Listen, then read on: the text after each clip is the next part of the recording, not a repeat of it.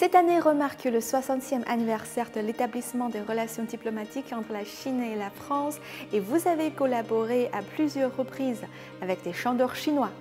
Y a-t-il d'autres musiciens chinois avec qui vous aimeriez collaborer? Ou y a-t-il une consort que vous admirez le plus et une consort avec qui vous souhaitez le plus travailler sur la scène? Pourquoi?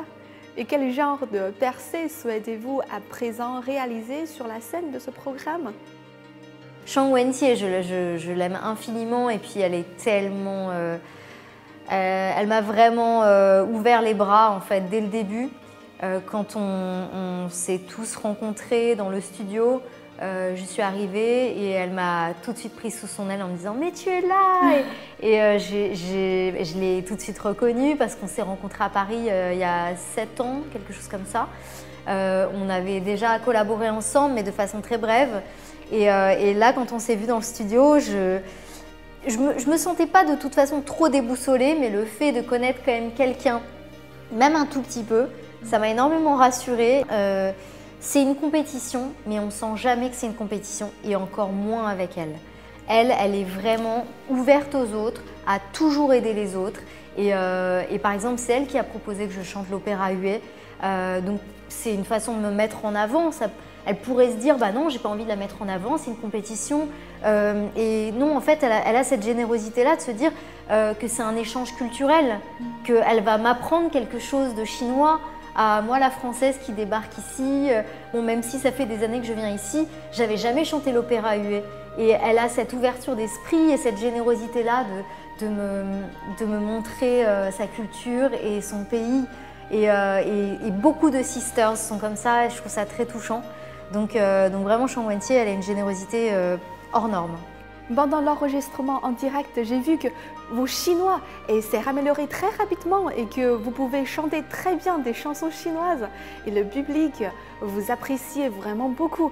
Et pouvez-vous chanter quelques phrases en chinois? Peut-être le simple, comme Tian Mimi ou d'autres chansons que vous préférez. 寂寞的滋味，一个人伤残，一个人擦泪，一个人好累。怎样的雨，怎样的夜，怎样的我能让你更香艳？雨要多呀，天要多黑，才能够有你的体贴。Wow, c'est super bien, merci. Merci. Quelles sont vos attentes quant aux échanges et à la coopération entre la Chine et la France dans le domaine de la musique et de l'art? Et en tant qu'ambassadrice des échanges culturels entre les deux pays, comment voudriez-vous contribuer au développement des échanges sino-français? Alors, évidemment, en venant ici, c'est comme ça, je pense que je contribue en apportant mes différences, mais je pense que si on connecte autant entre la France et la Chine, et en plus on fête les 60 ans d'amitié franco-chinoise cette année, c'est qu'on a beaucoup de choses en commun.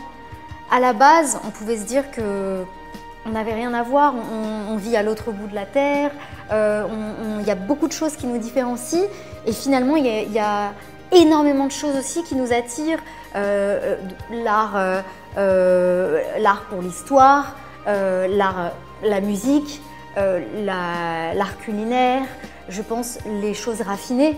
Les Français, on est très sensibles au raffinement et les Chinois aussi.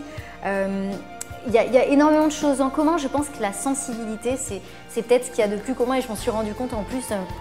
Ce matin, on avait une interview, parce qu'on a des interviews régulièrement pendant cette émission.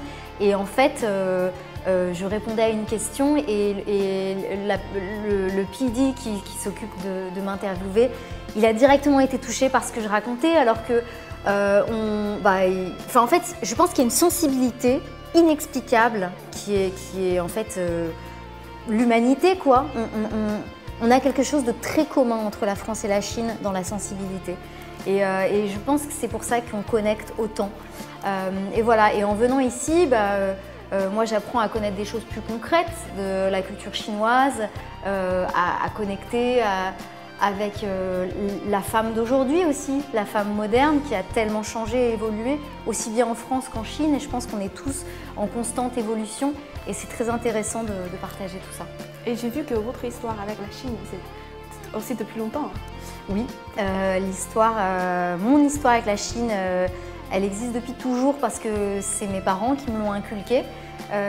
Moi j'ai grandi avec beaucoup d'amis chinois de mes parents à la maison, avec cette langue que j'entendais depuis toute petite. Mes parents parlent le chinois et ils ont travaillé en Chine quasiment toute leur vie. Ma maman a créé une agence de tourisme qui faisait voyager pour la première fois les Français en Chine et les Chinois en France.